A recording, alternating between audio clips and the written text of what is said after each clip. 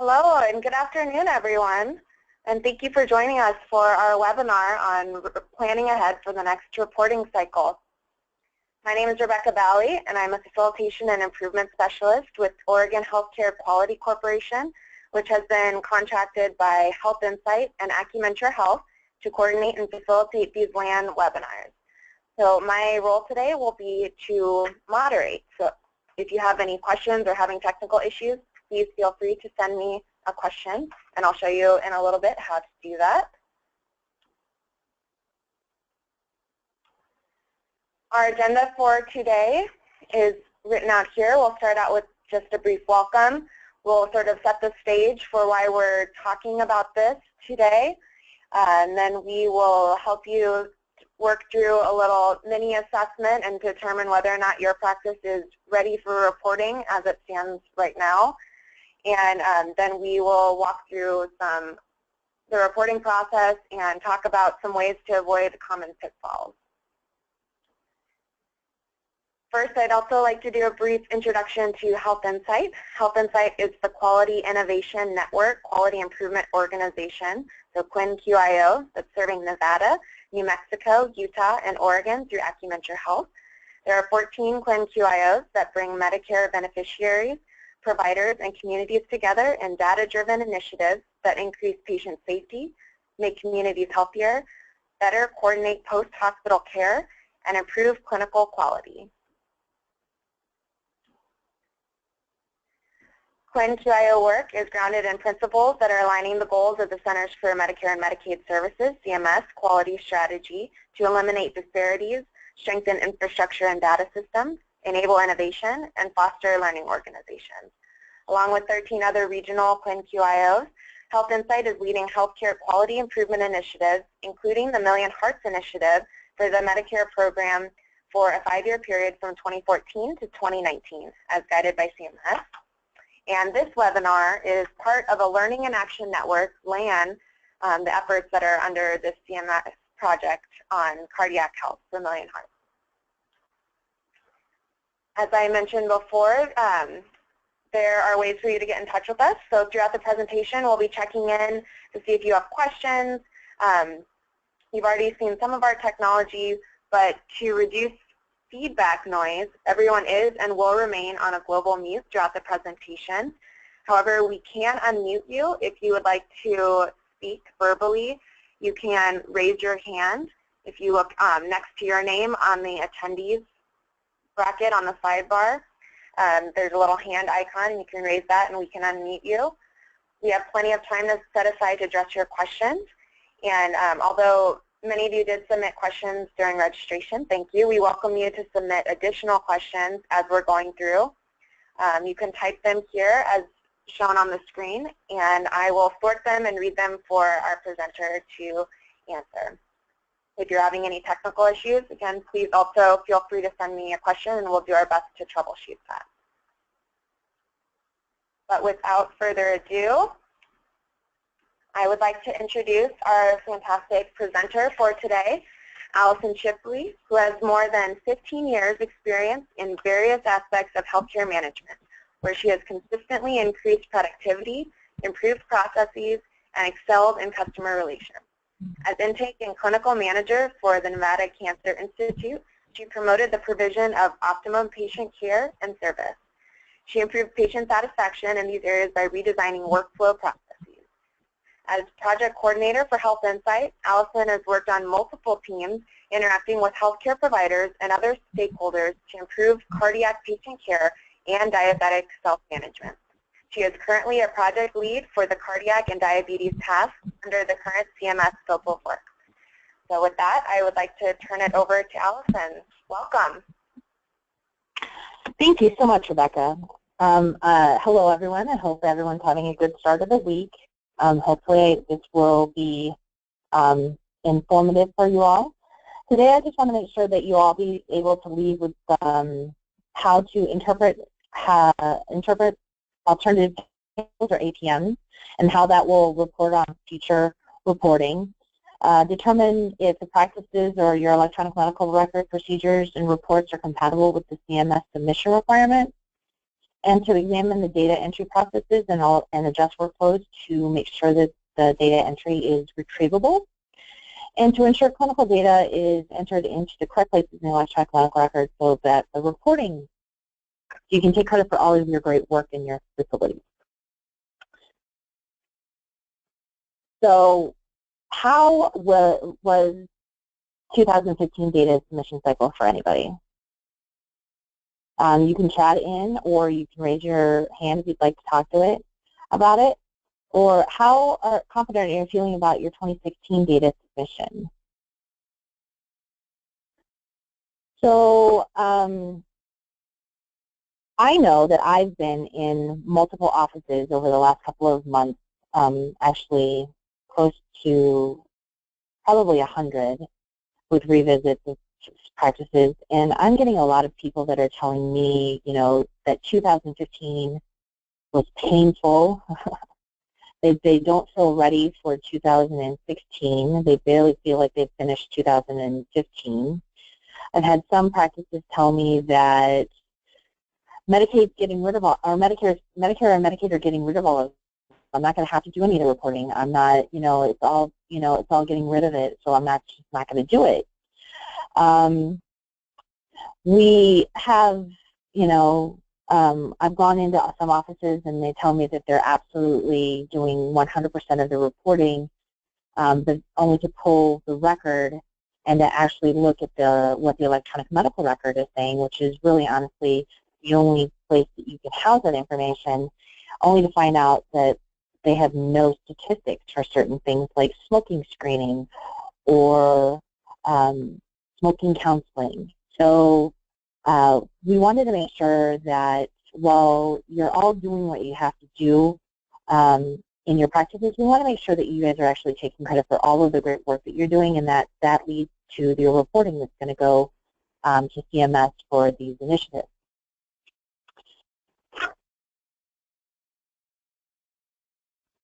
Rebecca, can you advance the slide? For some reason it's not doing it. Hi, sure. And I'm just entering a note that people can feel free to enter their reflections from the last data submission period throughout the presentation, and we can read them as they come through.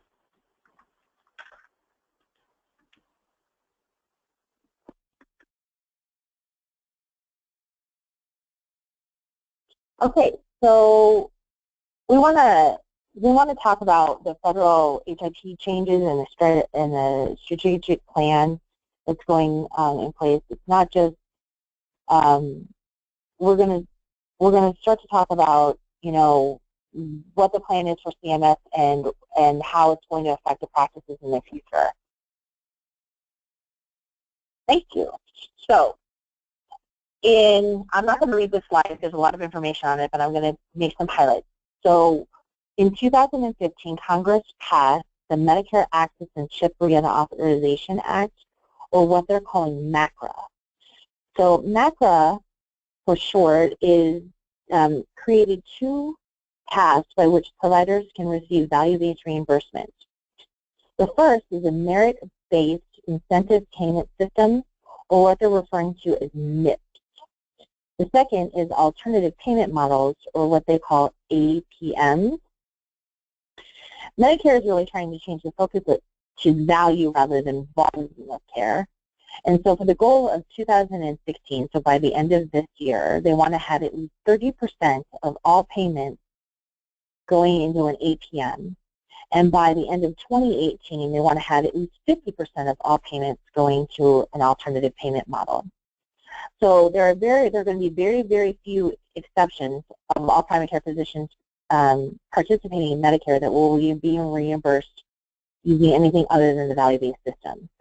So it's no longer if Medicare is going to pay for value, it is when they're going to pay you for value. Next slide, please. So this is the timeline for the next 10 years. And I know it's quite confusing. So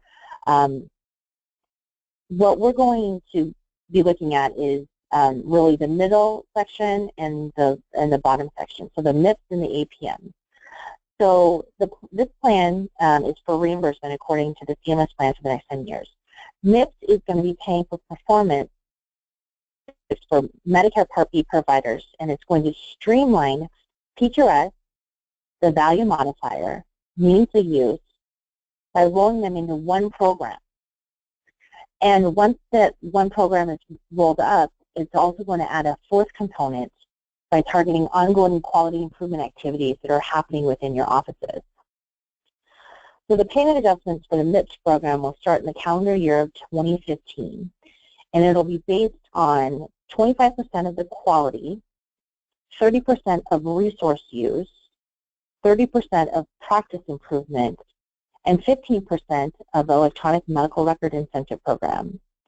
So as you can see from this, PQRS, the value modifier, and meaningful use aren't going away. They're just rolling into one program with an added clinical improvement process, and it's going to be called MIPS.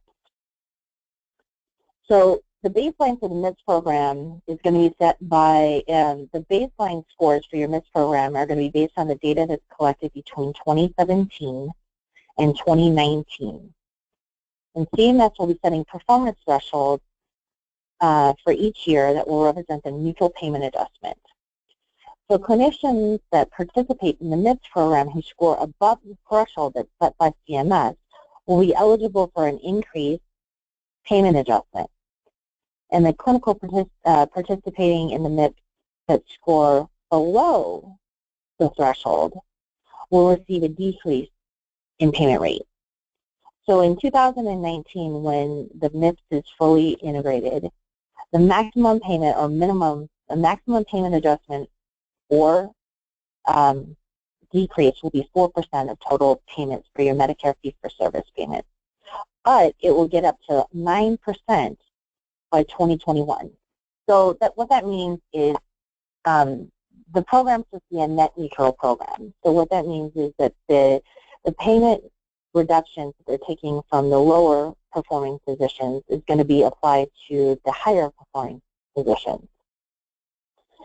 So with that, the other model through the MIPS or through the macro program is the APMs or alternative payment models, which is typically like an ACO or other organizations that are having a risk sharing or risk for loss sharing program, and that will shift clinicians out of the MIPS program. So if they're involved in an alternative payment model as it relates to the Medicare Part B payment, they'll be excluded from the MIPS. They'll have their own reporting requirements through the association that they have, but they can potentially qualify 5% incentive bonus for each year between 2019 and 2024. By 2020, you'll see that there's going to be no longer any kind of adjustments for the fee-for-service fee schedule rate. So by 2020, they're not going to be adjusting this fee schedule any longer. Next slide, please. So what does that all mean? I'm sure that it looks exactly like this to you. It's very confusing and overwhelming. And we want to make sure that you're successful in what you're doing. So let's talk a little bit about the impact of not successfully reporting your PQRS. So payment is one reason why it's really important to get the reporting done right, but it also shows everyone the value and the quality of care that you're providing each and every day. If a clinician decides not to participate for the reporting period in 2016, we want to make sure that you understand not successfully reporting and or deciding not to report, what the ramifications are. So what is that? They'll receive a 3% negative adjustment for not successfully completing their meaningful use. And if the PQRS is not reported on top of that, it's an additional 2%. So the total adjustment for 2016 could be a negative adjustment of 5%. But starting the next year, the value-based modifier program is going to be in play, which is in year 2017, which is next year. And the value modifier is actually calculated your performance score is calculated on quality and cost data, scores that are claims-based and or reportable data. So your 2014 and your 2015 meaningful use and PQS reporting can influence your score on your value modifier, and it will be applied in the year 2017. And if you don't successfully report the measures for the value modifier program, you could have a negative adjustment of additional 4%. So by the end of 2017, you could potentially have a negative adjustment of 9%. So what does that mean for future payments? 2016 negative or positive adjustments are going to be applied to your 2018 reimbursement. Because the data is submitted at the beginning of the next calendar year, it will be applied to the following calendar year. So it's about a two-year lag. So 2017 reports are going to affect your 2019 reimbursement. Does anybody have any questions on what I talked about? Next slide, please. So Medicare, obviously you have to define who's going to be an eligible provider. So this will tell you who's an eligible provider.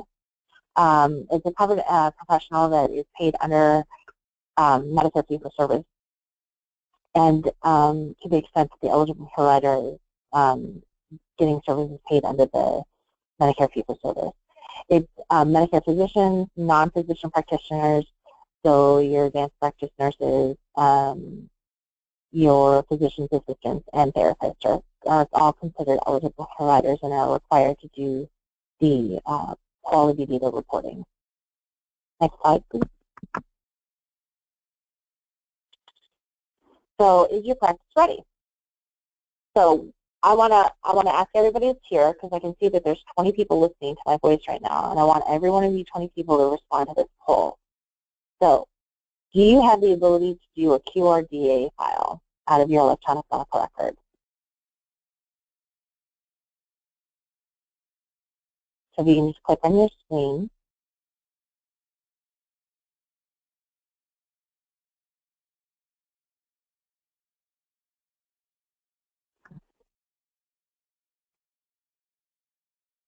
Rebecca, are we getting any responses? We are. We're about 76% voting, 82%. And then once we close it, we'll be able to show the results to everyone. There are a couple more people who haven't voted. Okay. All right, 5 more seconds. Okay. So, all right. So this poll actually does does reflect a lot of what I thought it would reflect. So a lot of people are I think so, but I'm not sure, or yes, but. Any of you that said yes, but, can you chat in what the but would be?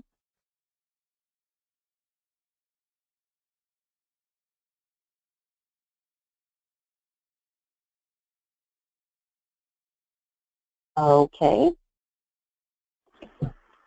I guess we can, it's okay. We can go to the next slide, and I'll explain a little bit about what a QRDA file is. Does anybody know what a QRDA file is, or what it stands for? Bonus points for whoever chimes in. Huh? I was going to say bonus points for whoever chimes in. Yeah. Please. Oh, we've got a couple no's, so okay. Good time to go here. QRDA stands for Quality Reporting Document Architecture. So basically, it's the computer speak that CMS wants to be able to receive for your data. So if they receive all the data in the same kind of file structure, it's easier for them to compile the data and do the analysis on it. You can go to the next slide, please.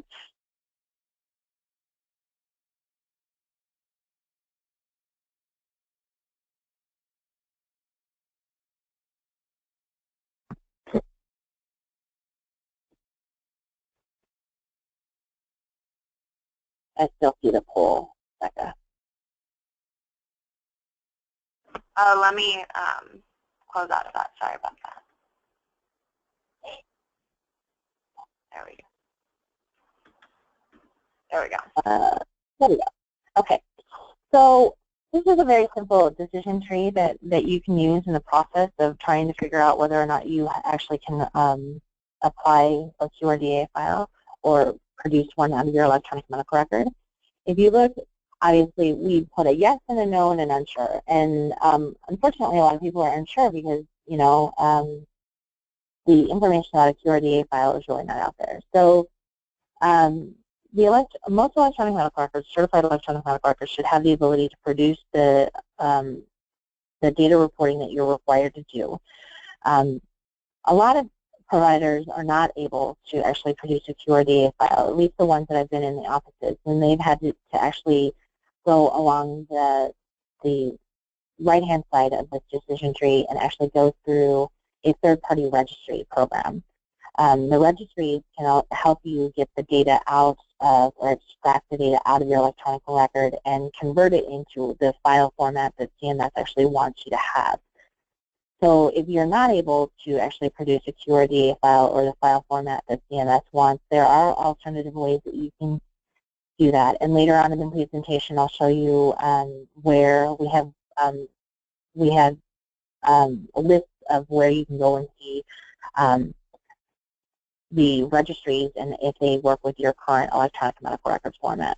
But what's really important is on the bottom of this screen, we want to ensure that you have the ability to look at the data that's been submitted to CMS, regardless if you do it on your own or if you have a third-party vendor or your electronic medical record can submit it for you. We want to ensure that you can actually go into the CMS website and see your own data. And they have a lot of interesting reports that you can get. So the thing is that everyone needs is an EIDM account, which is basically accessing the CMS database to get your QRUR report. And I'll explain, if you can go to the next slide, I can explain a little bit better. I guess that's 2 slides from now. There, thank you. The QRUR actually is, it stands for Quality and Resource Use Report. So this is an example of a report that you can actually get out of the system that tells you exactly where you are on the quality standard and the cost standard. So right in the center there, that tells you exactly where you are as it relates to all the other practices that are reporting the data.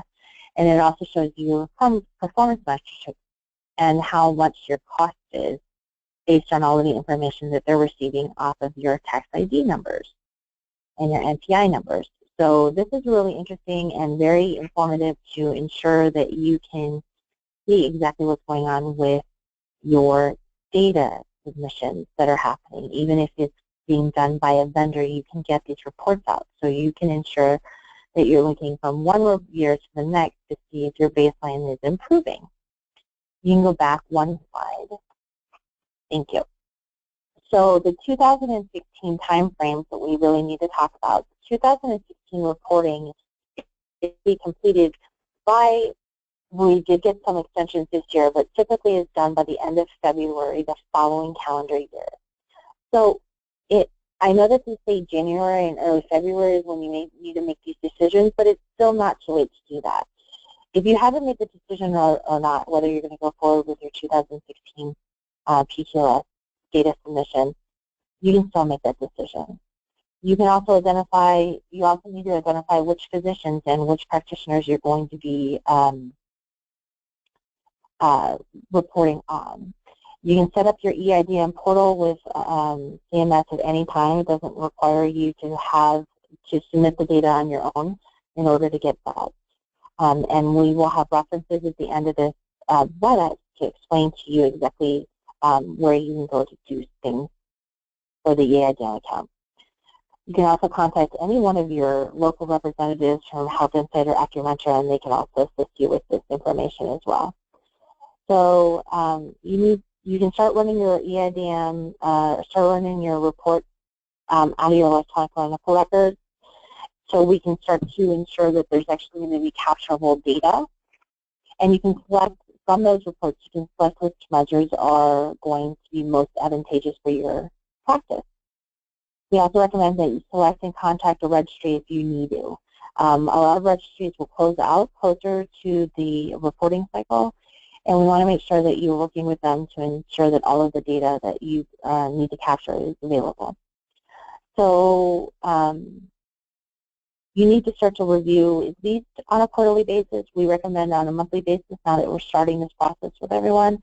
So look at your quality data dashboards by physician to ensure that they are, and their support staff are actually documenting an electronic medical record in an appropriate fashion that's data driven. And we also ask that you analyze at least 9 measures. That's the minimum requirement for the PQR submission right now, is 9 measures across 3 domains, and 1 cross-cutting measure is what is required. And we can give you a little bit more information on the measures and the domains. We have references for that as well. And then if you are going to be using your electronic medical record and or a registry, we recommend that you test the data submission to ensure that they are completed, and then work with the registry to report collectible data. You can go to the next, and then thank you. So how do you evaluate your workflow to ensure that actually all of the great work that you guys are doing is going to be collected? So next slide, thank you. So workflow, there's a lot of workflow assessment tools that are available all over the place. One of the most the simplified one is to do flow charting. And hopefully by the end of this presentation, you'll be able to start to do your evaluation of your workflow using workflow charting. If you can go to the next slide, please. So what are the goals of workflow or flow charting your work? It's just show the process of what really happens. I know a lot of us have standard operating procedures of what is supposed to be happening and what we expect to be happening, but it's not necessarily what's actually happening. And I've heard a really great quote multiple times in my quality improvement career, and it's, every system is perfectly designed to get the results it gets. So what that means is if there's problems in the workflow process, you're going to get the results that the results that that are designed into the process. So to further understand what contributes to different types of flows for the same process, you need to actually review it. So it also, the flow charting also allows you to find ways to improve the process, to close the gap, to identify what's going on with the documentation in the health record and how it affects the the health IT component affects the workflow as well. Next slide, please. So there's really 5 steps to a flow process. You need to decide what process you want to examine. So, for example, if you want to examine your front desk, your patient check-in, or how the patients are roomed. Those are different examples of what a specific process that you can look at. So what you need to do is step 2 is create a preliminary workflow of what you think the process looks like, or what right now your standard operating procedure says the process should. And then the third step is to add a little bit more detail. And so you can add in who, who does what. So, for example, if you're doing a room flow analysis, a rooming flow, the MA takes the blood pressure, not the physician, or the nurse comes in and takes the blood pressure, not the MA. That's like the detail that you would need to include. Then you need to determine who you need to observe and interview to ensure that the workflow that you've just produced is actually the workflow that's happening. And then you actually do those observations and those interviews to ensure that you're capturing the data of what is actually happening in your clinic flow. Next slide, please. Thank you. This is an example of a workflow for a physician's PA. So actually the patient can arrive and checks in, and then it goes through exactly what's happening with the patient. The notes in the patient, you know, you put a note in the system, the patient's arrived, you room the patient, and then it gets all the way through to when the patient actually checks out. Next slide, please. So we've talked about what you need to review for your workflow, but how are you going to address what actually needs to be documented? So we need to know what we have to be measuring in order to know what we need to document, right? So because the majority of the people that are on this WebEx are concerned about the hypertension, and this is what we're talking about, there are 4 current quality data measures that we're looking at for hypertension screening and rate. So the first one is aspirin. It's called the ABCS, obviously, for heart care. So aspirin when it's appropriate. So patients at the age of 18 or older have a documented use with IVD, with a documented use of aspirin or other antithrombotics. So anybody in your practice that is on aspirin therapy for that will be in your denominator. Blood pressure, screening and control. So any patients at 18 years old are screened for hypertension, high blood pressure, and are recommended for a follow-up plan. Cholesterol management, patients between 20 and 79 who have had a fasting LDL test and whose risk stratified fasting LDL is at or below the recommended LDL goal. And then smoking cessation. So any patients 18 years and older that were screened for tobacco use 1 or more times in 24 months and who received counseling or an intervention to quit smoking or as a tobacco user. So that's what is going to create your denominators for all of these value, for all of the PQRS or the quality scores. Any patient that's in your practice. So a lot of people think that because PQRS is a CMS initiative that it only affects your patients that are 65 years and older. And actually, if you look at the measures, more of the measures are across your entire care continuum if you're a primary care physician.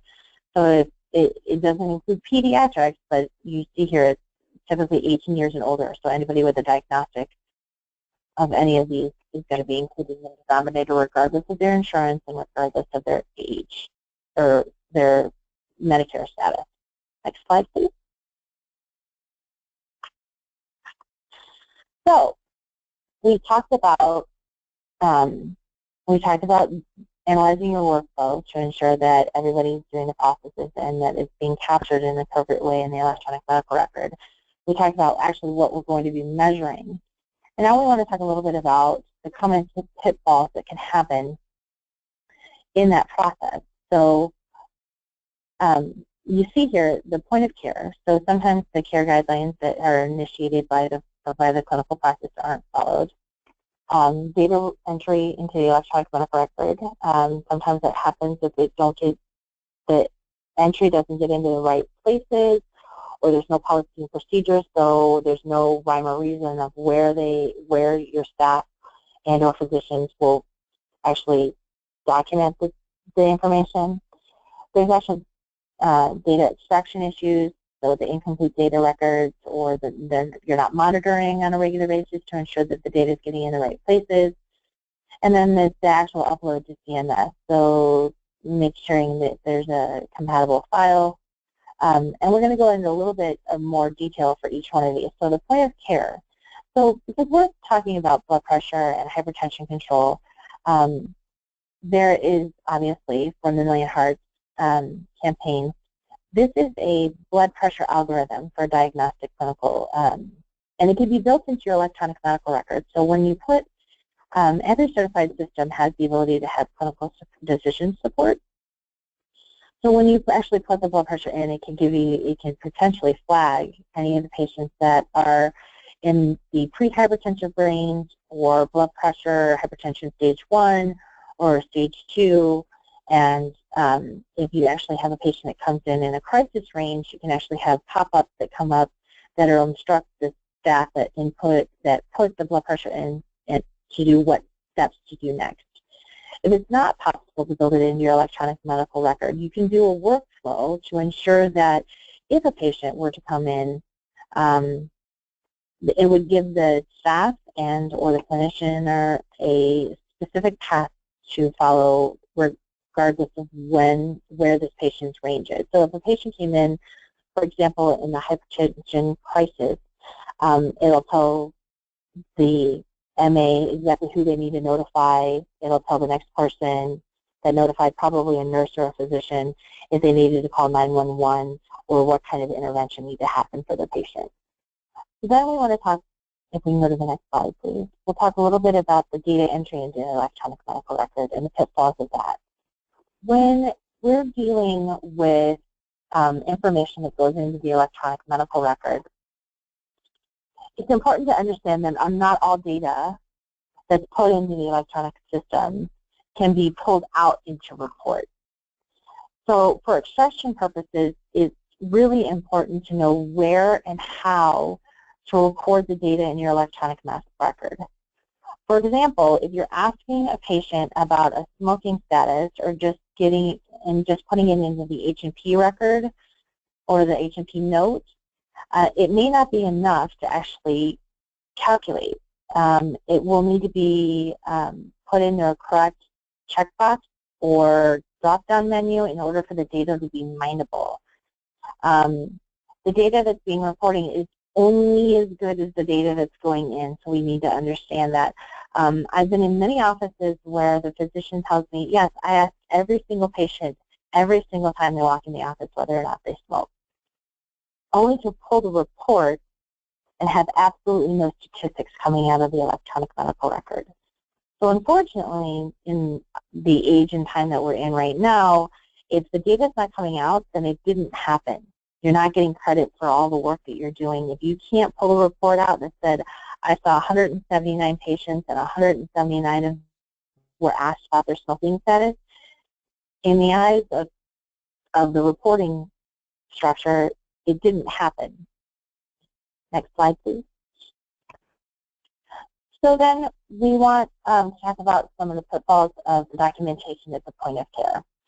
So who's responsible for entering information in your electronic medical record? You have standard operating procedures that actually instruct staff on who is responsible to ensure that you are utilizing your staff to the fullest of their licensure. So do you have to have a physician make the record of the blood pressure, or is an MA sufficient in your practice? There are many ways that you can make sure that each person enters the information in the same correct place every single time, and it's by creating policies and procedures and monitoring those on a very regular basis, especially when you have new staff or after you change a process and you have staff orientation. It's really important to monitor on a regular basis to ensure that everyone is capturing the data. You don't want to get 6 months down the road after you change your procedure and realize that 60% of the staff is still doing it the old way and it's not being captured. So standard operating procedures are very important to have. So preparing and training, for example. So currently physicians are dictating notes during or after their visit. If a physician is still dictating a note, who puts the note into the electronic medical record? When do they have to be available? Where will they be stored? In what format will they be stored? So the answers to all these questions, you need to indicate how much the workflow can change. You need to make sure that when you're putting together standard operating procedures, that you're very clear in making sure that you not only identify the person that's responsible for putting it in the electronic medical record, but also make sure that the staff is aware of who's doing it, and monitor on a regular basis of who's actually completing it. So it'll help you identify parts of the process that can be allocated to the appropriate license. So you don't want a physician, the top person with the top license in your practice actually, I don't know, entering in data on the patient's demographics. You have a front desk person for that, or you don't want the nurse going in and having to do every single blood pressure when an MA is certified to do something like that. So making sure that you're doing the training and the example, training and preparing for the documentation, the electronic medical record will allow you to use all of your staff to their fullest capacity. Next slide, please.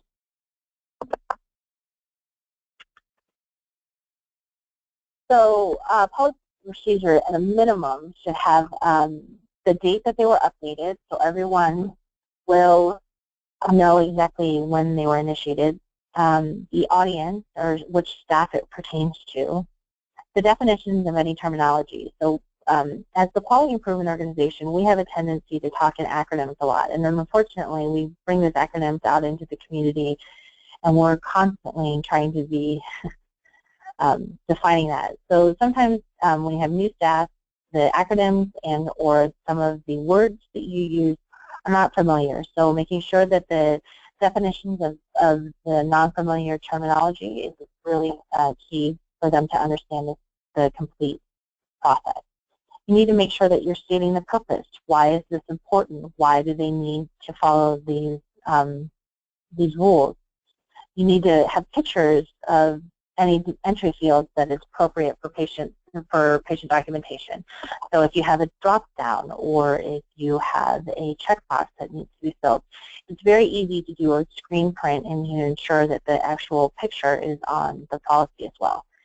And then last but not least, the step-by-step workflow process. Don't assume any steps are common. Unfortunately, in order to ensure that everyone has the same mental model on the process and the procedure, every process needs to be identified in the step-by-step. Next slide, please. So now we've had the information in the data inputted into the field. How do we actually get the data out, or how do you monitor your own data on a regular basis? So electronic medical records can, there's a couple different ways you can get the data out. There's canned reports that are provided by your electronic medical records systems. Those are typically identified as being the reports that are most critical to your workflow. Some of these reports are related to quality clinical measures that can help you with population health issues, such as immunization rates. So, for example, on the screen, we see that there's a specific field. This is a screenshot from an eClinicalWorks, which is an electronic medical record, and they are able to pull a report on blood pressures that were seen the day prior to the visit of any patient on a certain vital range. So this one is 140/90. So they're able to actually go into the system. eClinicalWorks professionals are allowed to go into the system and actually pull reports from any date range and identify any patients that have a borderline blood pressure for any kind of systematic intervention. You can also do, there's also reports that you can do for BMI and other lab values as well. Some systems you can pull, like I said, specific reports on lists that you want to look at. For instance, diabetic. I know I have a diabetic. You can do A1C polls. For high blood pressures, you can look at the patients that are pre-hypertensive and try to do interventions to ensure that they don't go, their blood pressure stays within a pre-hypertensive or lower rate to ensure that they don't develop hypertension. Next slide, please. So, so you can also contact your, if you identify a need, you can contact your electronic medical record, and identify any kind of report, and they can typically write reports for you that it can be costly to do that. So I recommend that you try to use your canned reports and look at them on a very regular basis. If you're new to this kind of review, I would say a monthly review to start would be a good place. If you have been doing this kind of review for a while now, quarterly will allow you to look at the last 3 months of time and be able to identify processes. So once you review your information, you can use PDSA cycles for rapid improvement processes. So PDSA stands for Plan, Do, Study, Act. So you plan your intervention. So you plan on what you want to look at. So for our hypertension patients, let's plan on looking at the smoking status for your patient. So what do? You pull the reports to see that the patients have actually been able or screened for their smoking. And then you study how many of those patients have the indication of whether or not they smoked, how many patients have the indication if they do smoke, if they were sent for an intervention. And then if you see that at the study part, if you see that the majority of your patients are not being documented as being sent for an intervention, then you act upon that information by retraining staff or changing a policy or updating your standard operating procedure to ensure that once the patient is documented as a smoker, they are sent out for an intervention. We can also, Health Insight and Acumetrics can also help you with any of these PDSA reviews in your processes to ensure that you're familiar with it, and we can help you track and trend your data to ensure that you're improving the way that you guys want to improve. Next slide, please. Yep. So this is another interactive poll that we would like you to respond to. How often do you pull your data reports for review?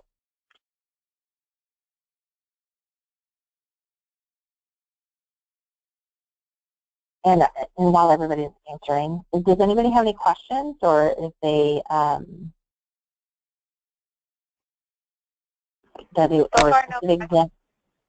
no? Does anybody? Okay. Anybody out there have a specific question when they want to ask? One person responded from earlier about to clarify her response to the poll, and she said that her QRDA file is available, but her EHR vendor chooses the dates and she can't run the reports whenever she wants. Wow, that's confusing.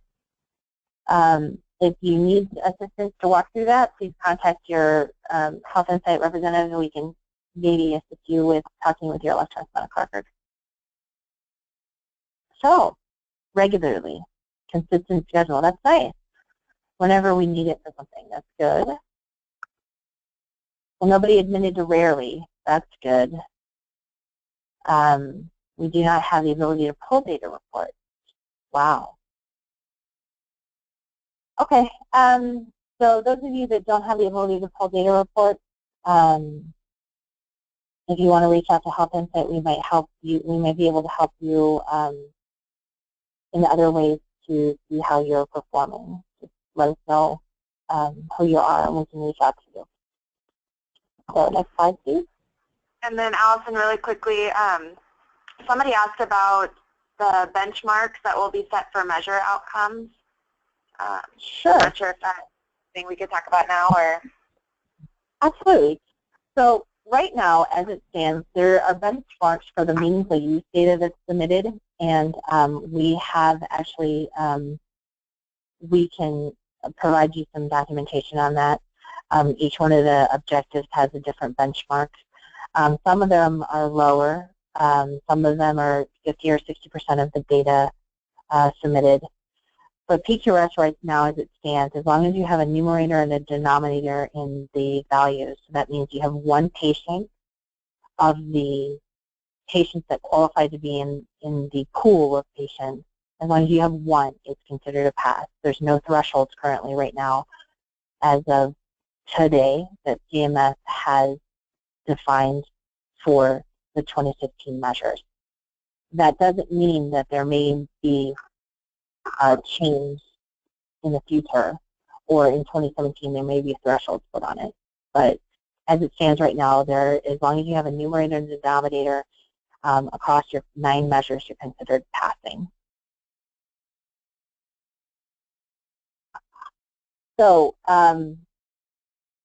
data submissions for these files to CMS Direct, most of your electronic medical records out there are going to be certified reporting systems, and cert reporting through the data submission vendor or DSV is accessible. You can do manual data entry into a data registry. You can pull a bulk data entry via a file.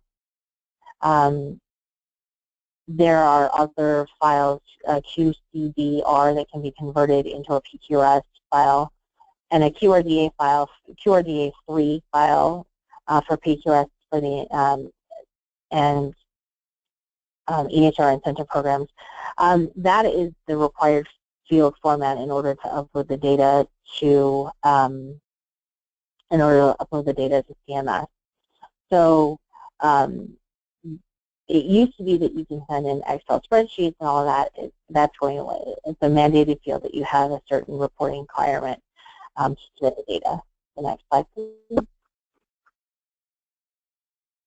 So if you do not have an electronic medical record that's compatible with producing a QRDA file, or if you have you don't have the ability to run the report, you can think about online registries can help. They can give you tools and ways to track your data throughout the year to ensure that you can actually submit the PQRS data. You need to make sure, though, when you decide to go with a registry, that it's compatible with your electronic medical record, that they've worked with your electronic medical record in the past. You also, another consideration you need to make is make sure that the cost is not too expensive. Right now, registries are registering individual physicians at around $300, about $299 an individual EP. So if you have a practice of 10 providers, that can be almost $3,000 to get a registry. So you need to make sure that you're not, that the cost is not prohibitive. You need to make sure that these registries are supporting or aren't supporting specific measures, and to see whether or not you have the ability to go with a group submission or a GPRO. So the list of registries can be found at CMS at this CMS website, and this is what the list looks like. So it'll tell you exactly what the name of the organization is, their contact information, if they were a registry prior to the year prior. It'll tell you actually all the individual measures. So those numbers right there are the numbers that correspond with the PQRS quality data. So, for example, number 236 is hypertension, or 223 is smoking screening. So it'll tell you exactly what measures so if the measures that you pick are not included, that means that they don't have the ability to report on your behalf with those. It'll also tell you exactly, it'll tell you whether or not they support group measures, which a lot of people had to go through the group measures, and it'll give you services that are offered, an additional, and whether or not that they can be a GPRO or not. So what we recommend if you're deciding to identify an electronic medical registry to work with, that you contact them and ensure that they've actually worked with your electronic medical record in the past. So next slide, please. So we, as Health Insights, because you guys are working with us on our initiatives, we wanted to make sure that you're prepared for your next visit with us. So in order to prepare for the next visit, we want to make sure that you decide who needs to be in a room. Does the physician need to hear everything that we're talking about, or does staff can be available? Just make sure that whoever you think that needs it to be appropriate in the room when we come is there and available. We ask that you download your Meaningful Use and or your PQRS reports for us to review with you. If it's at all possible, we can also help when we're there to actually pull it. If you don't know how to do it yourself, we can teach you or look and try to to help you pull them. And come with some ideas of what you'd like to work on and report on. So we can better assist you to identify who the processes and procedures that you may need to change in your visit, and then have the site visit. You know, if you haven't been reached out to, or if you would like somebody to come in your office and talk to you a little bit more about everything that we talked about today, you can reach out to us. Our contact information, my contact information, is going to be on the last, I believe, on the last slide. I'm not sure, but anybody that wants to talk to me, you can. I'll give you my email address at the end. If I'm not in your specific state, I will reach out to my counterparts to ensure that somebody gets out to see you. So next slide, please. So we have about 10 minutes left. I know I've been rambling for 50 minutes. And you probably have heard a whole lot of information that you really don't want to listen to, or a lot of information that you really wanted to hear, and I actually covered it. But we'd like to leave a little bit of time in order for you guys to ask specific questions, and or if there's been something bugging you about what's happening, please let us know if there's anything we can do to help you out. You can use the chat box. Becca has already given the explanation on how to use it. Or you can raise your hand if you want to talk to us. Yes, absolutely. And this is Rebecca. I just like to ask all of the Health Insight folks who are working with practices or are available to answer questions for specific states to please post in your, or chat in your contact information. You can also find that on the Health Insight website, and we can give you a link to that. There was a question that came in, Allison, about trying to distill this information down and figure out what do the practitioners specifically need to know about all of this, all of the changes, workflow, and absolutely. So with practitioners, especially physicians and nurse practitioners and PAs, they need to know that what I would recommend that they need to know exactly what you're working on. So what are the 9 measures that you're going to be specifically targeting for your PQS measures, and how their workflow or their documentation directly influences those statistics. And if they're not documenting correctly, to ensure that and explain to them that there's going to be additional training on how to utilize the electronic medical record to ensure that the data is actually captured. Those would be the 3 main steps that I would work with on the practitioners. I know a lot of what we get a lot of time when we go into these offices is the physicians that I don't want to spend my time in front of the electronic medical record. I want to look at my patients. I want to touch my patients. That's why we also recommend that you utilize everyone in your practice the highest capability of their licensure to ensure that the physician has more time to spend with the patient than documenting in their system. Great, thank you. There was also a question about audits and making sure that their practice is covered for audits, that everything's lined up in order. I'm not sure if that's clear which audits they're talking about. So there are currently audits that are they're probably talking about meaningful use audits, because those are what we're actually have been contacted about lately. People are getting audited. So from last year to this year, meaningful use, they went from core and menu measures to objectives. So they shifted it up a little bit, and so there's 10 objectives. And in order to pass an audit for last year's, you need to make sure that you have the documentation for anything that obviously your meaningful use reports to show you where you got your statistics from, because there were clinical quality measures that you had to report on. But then the measures that you actually attested to that you did, so for your example, for your security review, you need to make sure that you have some sort of documentation from your IT that is security process and what happened during that review. Also, if you attested that you are submitting to any registries, or you don't have the ability to submit to registries, because I know in the state of Nevada we don't have any registries that are allowed or that are qualified in the state yet, so they had to get exemption letters for those. You just need to make sure that you have letters from those entities that either are positive or negative that you are submitting data or you are not submitting data. Perfect, thank you. And we have one more question, but I do want to, for people who need to sign off, I want to say thank you so much for tuning in. I hope that you got all the information that you came to the webinar for, and if not, please let us know in your post-webinar evaluation how we can improve for next time. And I want to thank Allison so much for your expertise and for preparing all of this information and helping to distill it. It can be pretty complicated, I know, and it's a huge focus for a lot of people. So the last question is was about, no, I lost it. Can you discuss PQRS requirements when it comes to rural health center clinics? And is there a difference?